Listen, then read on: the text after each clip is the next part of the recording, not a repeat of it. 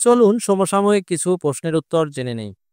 চট্টগ্রাম বিশ্ববিদ্যালয়ের পঞ্চম সমাবর্তনে সম্মানসূচক ডিলিট উপাধি পাচ্ছেন অধ্যাপক ডক্টর মোহাম্মদ ইউনুস। সম্প্রতি সরকারের কোন দুইটি সংস্থা বিলুপ্তির উদ্যোগ নিয়েছেন? জাতীয় রাজস্ব বোর্ড ও অভ্যন্তরীণ সম্পদ বিভাগ। নরওয়ে ভিত্তিক সংস্থা ইন্টারন্যাশনাল ডিসপ্লেসমেন্ট মনিটরিং সেন্টার প্রকাশিত প্রতিবেদন অনুযায়ী ২০২৪ সালে দুর্যোগের কারণে বাংলাদেশে বাস্তুচ্যুত মানুষের সংখ্যা কত? প্রায় ২৪ লাখ। ২০২৫ সালের বৈশ্বিক মানব উন্নয়ন প্রতিবেদনে শীর্ষ দেশ কোনটি? আইসল্যান্ড। যুদ্ধবিরতি নিয়ে রাশিয়া ইউক্রেন কোথায় সরাসরি আলোচনায় বসবে? ইস্তাম্বুল, তুরস্ক।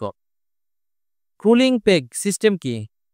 একটি সীমার মধ্যে থেকে ডলারের দাম ওঠানামার সুযোগ। আস্থা কোন ব্যাংকের digital banking app? BRAC bank.